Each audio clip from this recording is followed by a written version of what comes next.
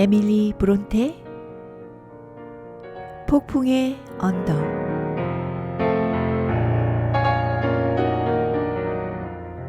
제 11장. 때때로 혼자서 이러한 일들을 생각할 때면 갑자기 무서운 생각이 들어 벌떡 일어나서 그 집 농장은 어떻게 되었는지 보러 가려고 모자를 쓴 적이 있었답니다. 힌들리 서방님에 대해 세상 사람들이 어떻게 말하는지 그분에게 경고 삼아 알리는 게 제 임무라는 생각이 양심에서 우러나왔어요. 그러다가도 그분의 나쁜 버릇이 이제는 굳어버려 고칠 수 없을 것 같아 제 말을 굳이 들어주지 않으리라는 생각이 들면 그 음산한 집에 다시 들어가기가 망설여졌죠. 한 번은 기머튼으로 가는 길에 일부러 길을 돌아 그 옛집 대문 앞을 지났답니다. 제가 지금 이야기하는 그 무렵이었죠. 활짝 갠 싸늘한 오후였고 땅은 황량하고 길은 단단하고 메말랐어요. 저는 왼편 벌판으로 길이 갈라지는 길목에 돌이 서 있는 데까지 갔어요. 그 돌이란 기둥 모양의 거친 사암으로 북쪽에는 WH, 동쪽에는 G, 그리고 서남쪽에는 TG라는 글자가 새겨져 있었죠. 워더링 하이츠와 기머튼의 마을, 드러시 크로스 저택으로 가는 이정표 구실을 하는 것이랍니다. 태양이 제게 여름을 연상시키면서 그 잿빛 돌의 꼭대기를 노랗게 비추고 있었어요. 그런데 까닭은 모르겠지만 갑자기 어린 시절의 감회가 왈칵 가슴속에 이는 것이었어요. 20년 전에 힌들리 서방님과 제가 즐겨 놀았던 곳이라서요. 저는 그 비바람에 깎인 돌을 오랫동안 물끄러미 바라보고 있었어요. 그리고 나서 몸을 구부려 보니까 그 돌 밑 바닥 가까이 있는 구멍에 아직도 달팽이 껍질과 조약돌들이 가득 차 있지 뭐예요. 우리는 그러한 것을 그보다 빨리 썩어 없어지는 것들과 함께 그곳에 두기를 좋아했었죠. 그래서 제 눈에는 어릴 적 친구인 힌들리 서방님이 메마른 잔디에 앉아 까맣고 네모진 머리를 앞으로 숙이고 그 작은 손으로 납작한 돌조각을 쥐고 흙을 파내는 모습이 선했답니다. 불쌍한 힌들리 서방님. 저는 무심코 소리쳤어요. 저는 깜짝 놀랐어요.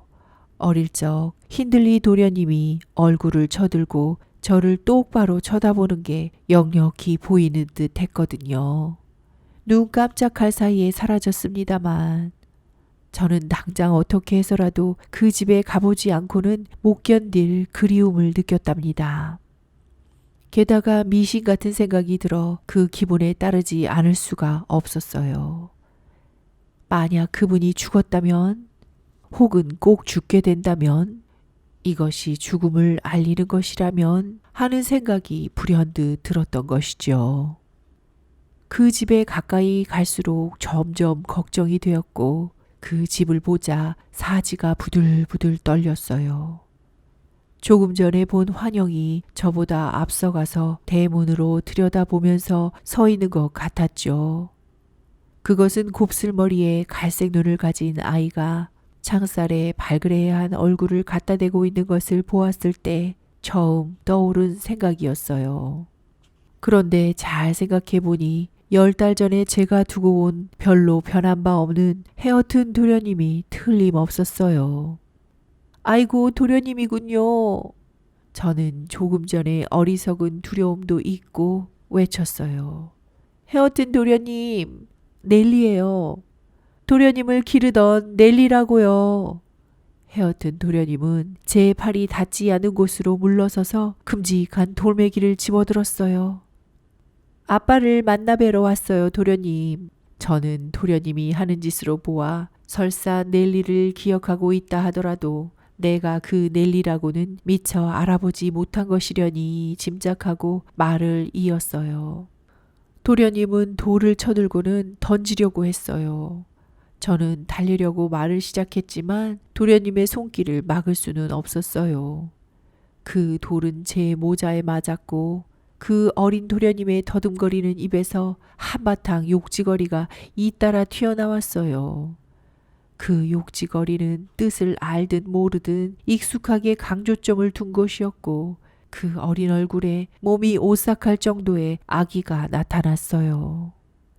제가 화가 나기보다 슬펐다는 것은 말할 것도 없지요.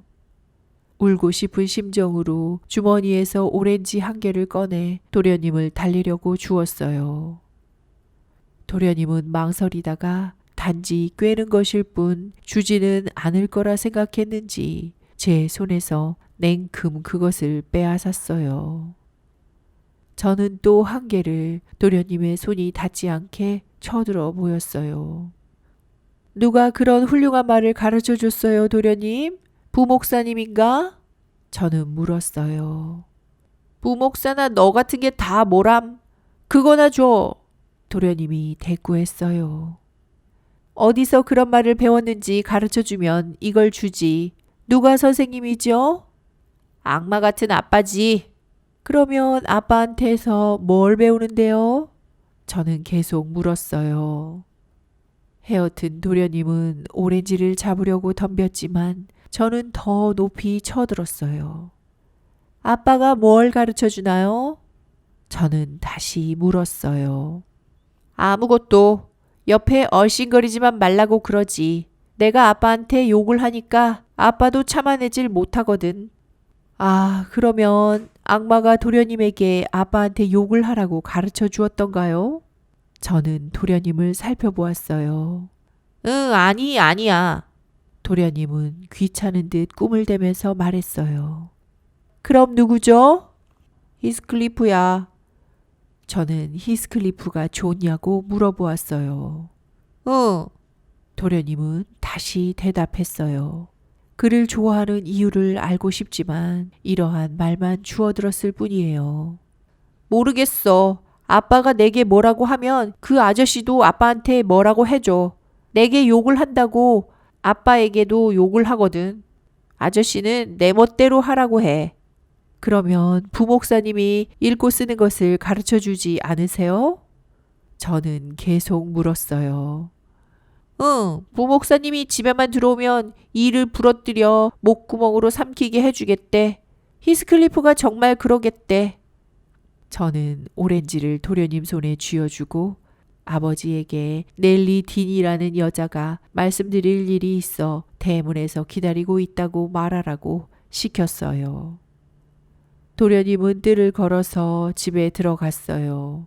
그런데 힌들리 서방님은 나오지 않고 히스클리프가 문간 디딤돌 위에 나타났어요.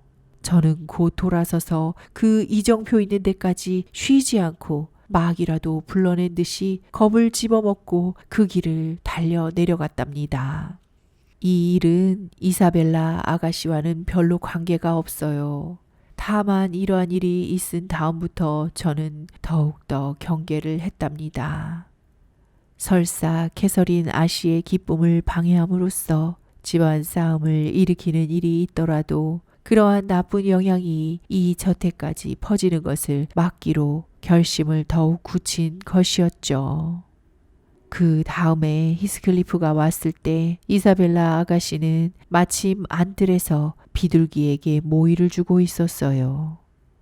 사흘 동안이나 올케에게는 말 한마디 하지 않았지만 그렇다고 짜증내며 투덜대지도 않아서 우리는 매우 편했지요.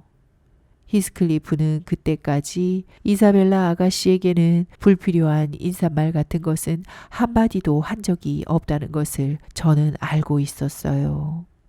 그런데 히스클리프가 이사벨라 아가씨를 보자마자 먼저 조심스럽게 집 정면을 슬쩍 훑어보더군요. 저는 부엌 창가에 서 있다가 몸을 숨겼어요. 그는 포장한 길을 건너 아가씨에게 가서 뭐라고 했어요. 아가씨는 거북해하면서 피하고 싶어하는 눈치였어요. 그러지 못하게 그가 아가씨의 팔을 잡았어요. 아가씨는 외면했어요. 무언지 대답하기 싫은 질문을 한 모양이었죠. 다시 집 쪽을 재빨리 훑어보고는 아무도 보지 않는다고 생각했는지 그 악한은 능청맞게도 아가씨를 껴안았어요. 유다 같은 놈! 배신자! 이제 봤더니 위선자로군. 그렇지? 작정한 사기꾼 같으니. 저는 소리쳤어요. 누가 그렇단 말이지, 넬리? 바로 옆에서 캐서린 아씨의 목소리가 들렸어요. 밖에 있는 두 사람에게 정신이 팔려있던 터라 아가씨가 들어온 것도 몰랐던 거지요. 아씨의 엉터리 친구 말이에요. 저는 흥분해서 대답했습니다. 저기 있는 좀도둑 같은 놈이요. 아, 우리를 슬쩍 보았네요. 안으로 들어오는군요. 어쩌면 아씨에게는 싫다고 해놓고 이사벨라 아가씨에게 연애를 건 데에 대해 그럴듯한 변명이나 할 재주가 있을까 몰라. 캐서린 아씨도 이사벨라 아씨가 히스클리프의 손을 뿌리치고 정원으로 뛰어가는 것을 보았어요. 잠시 후에 히스클리프가 문을 열었어요. 저는 분풀이로 몇 마디 하지 않을 수 없었어요. 그런데 캐서린 아씨는 가만히 있으라고 화를 내며 소리치고는 만약 제가 그렇게 건방진 소리를 한다면 내보내겠다고 으름장을 놓았어요. 넬리! 넬리 말을 들으면 넬리가 이 집 주인인 것 같아. 아씨는 외쳤습니다. 자기 분수를 알아야지. 히스클리프, 당신 무슨 짓 했어? 이렇게 소동을 일으키고 이사벨라에게는 손대면 안 된다고 했잖아. 이 집에 오는 것이 실증났거나 린튼이 문에 빗장을 걸고 당신을 못 들어오게 하고 싶은 게 아니라면 내 말 들어. 그렇게 해보시지. 그 흉악한 악한은 대답했어요. 바로 그 순간 저는 그놈이 몹시도 싫어지더군요. 얌전히 참고 있으라고 해. 날이 갈수록 저놈을 천당에 보내고 싶어 미칠 지경이니. 쉿! 캐서린 아씨는 안쪽 문을 닫으면서 말했어요. 나를 흥분시키지 마. 왜 내 부탁을 무시했지? 아가씨가 일부러 당신한테 접근한 거야? 그게 어쨌다는 거지. 그는 으르렁거렸어요. 만약 그녀가 원한다면 내게는 입을 맞춰줄 권리가 있지만 당신이 반대할 권리는 없어. 나는 당신의 남편이 아니야. 내게 질투할 자격이 없어. 당신한테 질투하는 게 아니야. 당신을 위해서 질투하는 거야. 얼굴을 펴. 날 보고 찌푸리지 말고. 이사벨라가 마음에 들거든 결혼시켜 줄게. 하지만 정말 좋아해? 똑바로 말해봐. 저 봐. 대답하려 하지 않지? 좋아하지 않는 게 분명해. 그리고 린튼 서방님께서 누이 동생이 저런 사람하고 결혼하는 것을 승낙하시겠어요? 저는 물었어요. 내가 승낙하게 만들겠어. 아씨는 똑똑히 대답했어요. 승낙이랄 것도 없지. 히스클리프는 말했습니다. 그의 허락 같은 건 받지 않고도 결혼할 수 있으니까. 그리고 캐서린, 당신한테는 이런 이야기가 나온 김에 몇 마디 하지. 당신이 나를 지독하게, 정말 지독하게 대접한 것을 내가 기억하고 있다는 걸 알아달라고. 알겠어? 만일 내가 모르고 있다고 우쭐거린다면 당신은 그야말로 바보야. 다정한 몇 마디 말로 나를 위로할 수 있다고 생각한다면 당신은 천치야. 또 내가 복수도 않고 그냥 있으리라고 생각한다면 얼마 안 있어 그렇지 않다는 것을 보여주겠어. 그러나 당신 신우의 비밀을 내게 말해준 것은 감사해. 나는 그 비밀을 최대한으로 이용할 작정이야. 당신은 방해나 하지 마. 이런 사람인 줄은 몰랐군. 캐서린 아씨는 놀라 소리쳤어요. 내가 당신을 지독하게 대접했다고? 그리고 복수를 하겠다고? 언제 복수를 할 건데? 배은망덕도 유분수가 있지. 내가 당신을 어떻게 지독하게 대접했다는 거지? 당신에게 복수하려는 건 아니야. 히스클리프는 조금 누그러져서 대답했어요. 그럴 계획은 아니야. 복군이 노예를 학대해도 노예들은 반항하지 않고 도리어 그들 밑에 있는 자들을 못살게 굴지. 그와 마찬가지로 당신이 재미나거든. 나를 죽도록 골려도 좋아. 대신 나도 마찬가지로 재미 볼 수 있게 해줘. 그리고 될 수 있는 대로 나를 모욕하진 말아줘. 내 궁전을 헐고 대신 오막살이를 세워주고는 내게 집을 지어주었다고 우쭐해서 생색내지 말란 말이야. 당신이 정말로 내가 이사벨라와 결혼하고 싶어 한다고 생각한다면 내 목을 베어버리겠어. 아, 내가 질투하지 않는 게 나쁘다는 거지? 그렇다면 다시는 당신한테 아내를 권하지 않겠어. 그것은 어차피 지옥으로 갈 사람을 사탄에게 데려가는 거나 마찬가지니까. 당신은 사탄과 같아. 사람을 불행하게 만드는 게 재미있냐는 거지. 당신은 그것을 증명하고 있어. 당신이 돌아왔을 때 화를 냈던 에드거도 불편한 심기가 가라앉았고 나도 안정되고 조용한 생활을 시작하고 있는데 당신은 우리가 평화로운 것을 보고 안절부절 못해서 싸움을 일으킬 결심을 한 거야. 싸우고 싶거든. 에드가와부터 히스클리프. 그리고 그의 누이 동생을 속여. 그것이 바로 내게 복수하는 가장 효과적인 방법일 테니. 캐서린 아가씨는 외쳤어요. 이야기는 여기서 끊어졌어요. 캐서린 아씨는 상기된 얼굴로 우울하게 난로가에 앉았어요. 지금까지 아씨의 힘이 되었던 활기는 점점 걷잡을 수 없어졌어요.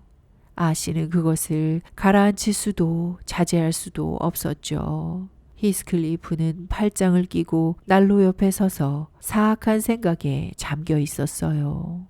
그들을 그대로 둔 채 저는 서방님을 찾으러 갔어요. 서방님은 무엇 때문에 캐서린 아씨가 아래층에 오래 있나 궁금해하고 있었어요. 엘렌, 서방님은 제가 들어갔을 때 말했어요.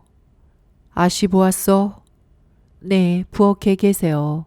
히스클리프 씨의 행동 때문에 화가 나 계세요. 정말 그가 찾아오는 것을 어떻게 달리 생각해 봐야 할 때가 왔다고 생각해요. 너무 상냥하게 대하면 해로워요. 벌써 이렇게까지 되었으니까요. 그러고 나서 저는 안뜰에서 일어난 일과 그 뒤에 일어난 싸움을 되도록 자세히 말씀드렸어요. 그렇게 이야기하는 것이 캐서린 아씨에게도 그리 불리할 것은 없으리라고 생각했거든요. 물론 아씨가 히스클리프를 옹호하느라고 뒤에는 그렇게 됐을지도 모르지만요. 에드거 린튼 서방님은 차마 제 이야기를 끝까지 들을 수가 없는 모양이었어요. 그분의 첫마디로 봐서 자기 부인에게도 허물이 없지는 않다고 생각하는 눈치더군요. 도저히 못 참겠군. 그분은 소리쳤습니다. 그놈을 친구라고 내게까지 교제를 강요하더니 망신이군. 엘렌, 하인들 방에서 두 녀석을 불러줘. 더 이상 캐서린을 그 비열한 놈과 말다툼하게 두지는 않겠어. 비율을 맞추는 것도 분수가 있지. 서방님은 내려가서 하인들에게 복도에서 기다리라고 하고 저를 데리고 부엌으로 갔어요. 부엌에 있던 두 사람은 다시 말다툼을 시작하고 있었어요. 캐서린 아씨는 하여튼 새로운 기운을 내서 욕을 퍼붓고 있었고 히스클리프는 창가로 가서 아씨의 격한 말투가 다소 마음에 걸리는 듯이 고개를 숙이고 있었어요. 히스클리프가 먼저 서방님을 보고 급히 아씨에게 가만히 있으라는 손짓을 했어요. 그러자 아씨도 그 이유를 알고는 갑자기 입을 다물었지요. 도대체 어떻게 된 거요? 저런 녀석에게 그런 말을 듣고도 여기 그대로 있다니 당신의 예절관념은 도대체 어떻게 된 것 아니오? 저 녀석의 말투가 늘 저러니 당신은 아무렇지도 않은가 보지. 당신은 저 녀석의 야비함에 길들어 있고 아마 나도 길들일 수 있다고 생각하는 모양이지. 문간에서 듣고 있었어요, 여보? 아씨는 남편이 화가 난 것도 아란 것 없이 경멸하듯 그분을 자극하려는 듯한 투로 물었어요. 서방님의 이야기에 눈을 치켜뜨고 있던 히스클리프는 아씨의 말을 듣고 일부러 린튼 서방님의 주의를 끌려는 듯이 비웃는 것이었어요. 그는 그렇게 하는 데는 성공했지만 에드거 서방님은 그의 계획대로 감정을 폭발시키려 하지는 않았지요. 이때까지 내가 당신의 행동을 참아온 것은 하고 서방님은 조용히 말했어요. 당신의 야비하고 타락한 성격을 몰라서가 아니라 단지 당신의 잘못만은 아니라고 생각했기 때문이야.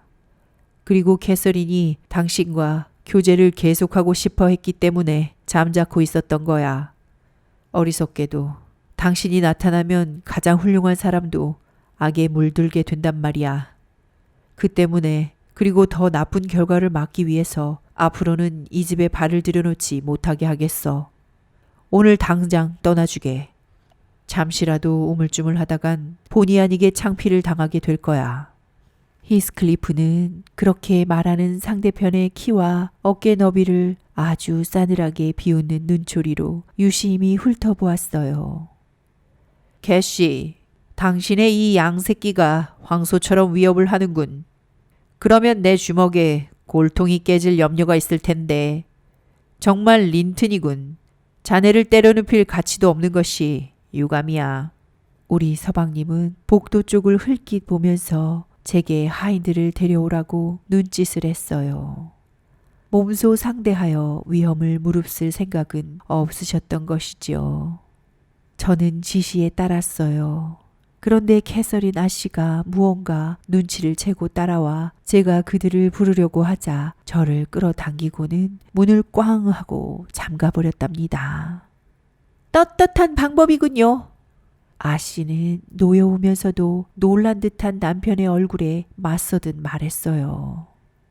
공격할 용기가 없으면 사과를 하든지 두들겨 맞든지 해요. 그러면 실력 이상으로 허세를 부리는 버릇이 고쳐질 테니. 안 돼요. 당신에게 열쇠를 주느니 삼켜버리겠어요. 나는 어느 편에도 친절하게 했는데 참으로 유쾌한 보답을 받는군요. 마음 약한 당신이 우는 소리를 해도 화 한 번 내지 않았고 짓궂은 히스클리프도 짓궂은 대로 내버려뒀더니 그 보답이 고작 터무니없이 어리석어 빠진 지독한 배은망덕의 두 표본이군요. 여보, 나는 당신과 당신의 재산을 지켜주고 있었던 거예요.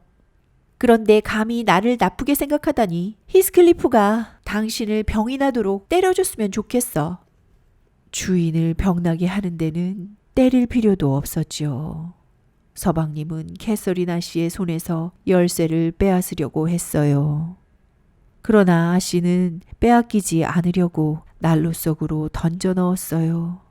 그러자 에드가 서방님은 몸을 덜덜 떨면서 얼굴이 퍼렇게 질렸어요. 아무리 해도 그 격정을 참을 수가 없었고 고통과 굴욕이 한데 뒤섞여 기진맥진했지요. 서방님은 의자 등에 기대어 얼굴을 두 손으로 감쌌어요. 아, 세상에. 옛날 같으면 이 정도 용기로도 기사가 됐을 텐데. 그래요. 우리가 졌어요. 우리가 졌어. 히스클리프는 왕이 생쥐떼에게 군대를 보내지 않는 것과 마찬가지로 당신에겐 손가락 하나도 되지 않을 거예요.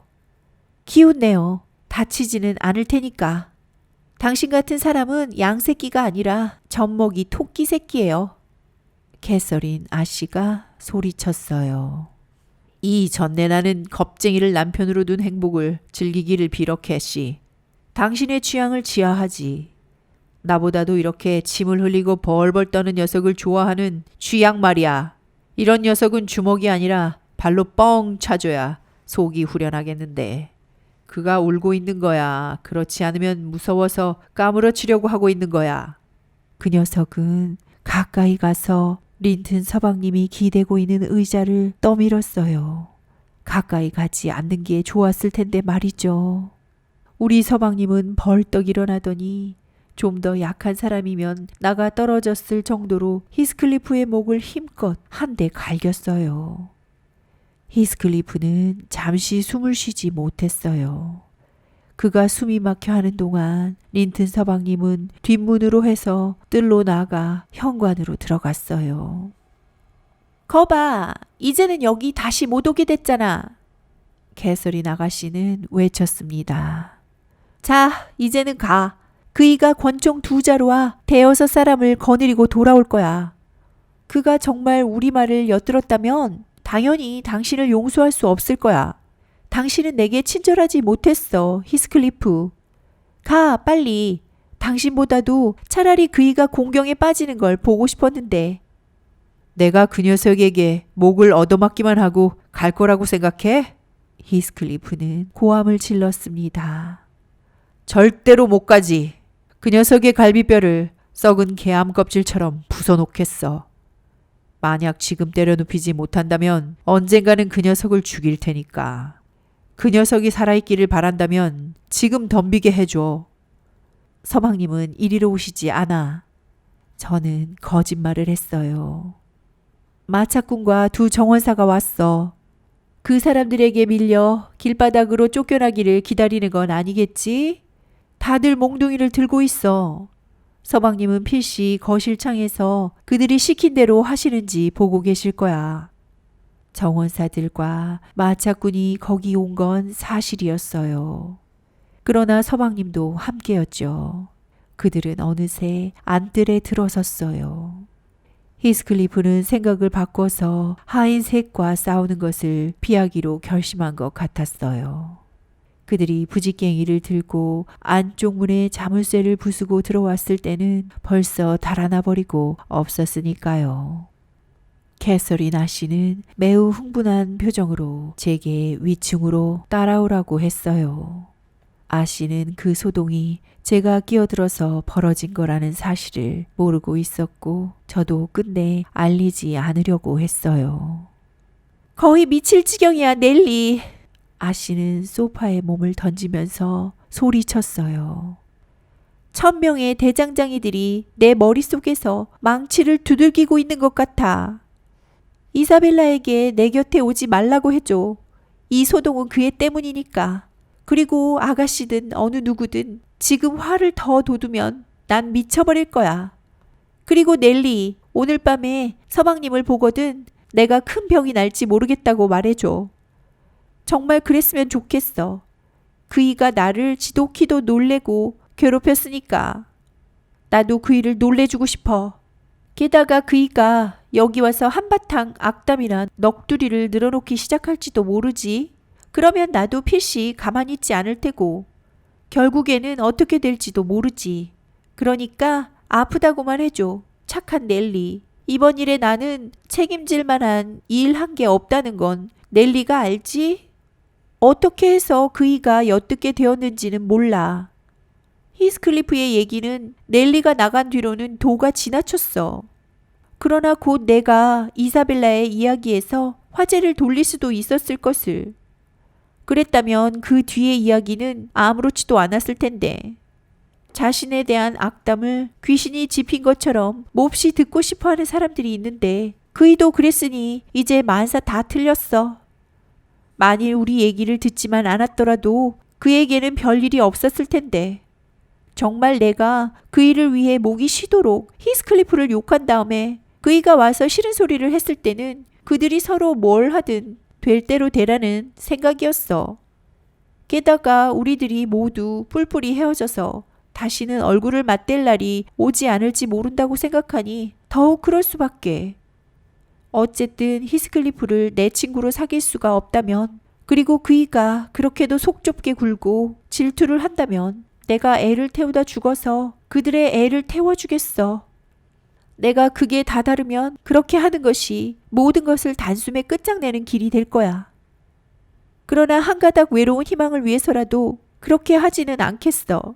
그이에게 갑자기 그런 짓을 하기는 싫으니까. 지금까지 그이는 나를 화나게 하는 것이 두려워서 신중했었지. 그 방법을 버린다면 위험하다는 걸 넬리가 말해줘. 그리고 잘못 건드리면 미쳐 날뛸 지경이 된 나의 격한 성미를 잊지 않게 깨우쳐줘.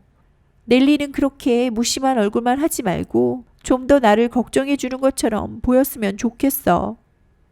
제가 무신경하게 이 말을 듣고 있었으니 아씨는 틀림없이 좀 화가 나셨을 거예요. 아씨의 말은 정말 진지했거든요. 그러나 자기의 감정 발작을 잘 이용하려고 미리 계획할 수 있는 사람이라면 그 감정이 사라지기 전에라도 의지의 힘으로 자기 자신을 무던히 억제할 수 있으리라고 생각했답니다. 그리고 저는 아씨가 말하듯이 서방님을 놀래거나 아씨의 비율을 맞추기 위해 더욱 그분을 괴롭히고 싶지는 않았거든요. 그래서 저는 서방님이 거실로 오고 있는 것을 보았을 때 아무 말도 하지 않았답니다. 대신 두 사람이 다시 말다툼을 시작하지나 않나 하고 되돌아와 엿들었지요. 린튼 서방님이 먼저 말문을 열었어요. 당신은 그대로 있어, 캐서린. 그분은 노한 음성이 아니라 매우 슬프고 침울한 어조로 말했어요. 나는 나가겠어. 말다툼을 하거나 화해를 청하러 온 것이 아니라 다만 좀 알고 싶은 게 있어서. 오늘 저녁 일이 있은 뒤에도 당신은 계속 그를 가까이 할 작정인가? 아, 제발! 아씨는 발을 구르면서 말을 가로막았습니다. 제발, 이제 그 얘기는 하지 마요. 당신의 차가운 피는 아무리 해도 뜨거워지지가 않는군요. 당신의 혈관은 얼음으로 가득 차 있지만 내 혈관은 끓고 있어서 그렇게 찬 것을 보면 더욱더 끓게 돼요. 나를 내쫓기 위해서라도 내 질문에 대답을 해. 린튼 서방님은 계속 버텼습니다. 대답을 해야만 해. 당신의 끓는 피도 겁나지 않아. 당신은 마음만 먹으면 누구 못지않게 냉철하다는 걸 알았어. 지금부터 히스클리프를 버리겠어. 그렇지 않으면 나를 버리겠어.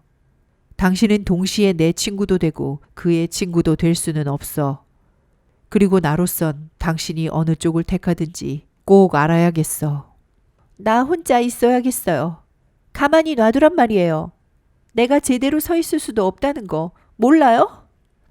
에드거, 당신 나가줘요. 아가씨가 종을 너무 세게 흔드는 바람에 쨍그랑하고 종이 깨졌어요. 저는 천천히 들어갔어요. 너무 분별 없이 고약하게 화를 내는 터라 성인이라도 참을 수 없을 정도였죠. 아씨는 누운 채로 소파의 모서리에 머리를 부딪히고 이가 으스러져 버리지 않을까 생각될 만큼 갈아대고 있었어요. 린튼 서방님은 갑자기 후회하는 듯한 겁이 나는 듯한 얼굴로 바라보면서 서 있었죠. 그분은 제게 물 좀 가져오라고 했어요.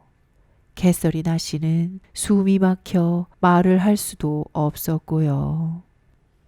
저는 물 한 잔을 가득 가져갔어요. 아씨가 마시려 하지 않자 아씨의 얼굴에 뿌렸죠. 그러자 아씨는 몸이 뻣뻣해지고 눈을 치뜨더니 두 눈이 퍼렇게 낯빛을 띤 죽은 사람 같았어요. 린튼 서방님은 겁에 질린 얼굴이었죠. 아무것도 걱정하실 것 없어요. 저는 속삭였습니다. 저도 속으로는 걱정이 안 될 수 없었지만 서방님이 지는 것이 싫었거든요. 이 입술에 피가 났어. 그분은 벌벌 떨면서 말했어요. 신경 쓰지 마세요. 저는 매섭게 대답했어요. 그리고 서방님이 오시기 전부터 아씨가 미친 채 하기로 마음먹고 있었다는 걸 말씀드렸죠. 제가 그 이야기를 너무 큰 소리로 말하는 바람에 캐서린 아씨가 듣고 말았답니다. 아씨가 벌떡 일어나는 것으로 알 수 있었죠. 머리카락은 어깨 위로 나부끼고 두 눈을 번뜩였으며 목과 팔의 근육이 뒤틀렸어요. 저는 적어도 뼈가 몇 개 부서질 각오를 했는데 아씨는 다만 잠시 주위를 살피더니 방에서 뛰어나갔어요. 서방님은 제게 따라가라고 지시했어요. 저는 그 말대로 아씨의 침실 문 앞까지 따라갔지만 문을 잠가버려서 들어갈 수가 없었답니다. 다음 날 아침 아씨가 식사를 하러 내려오려고 하지 않아서 무엇을 올릴까 하고 물으러 갔죠. 안 먹어.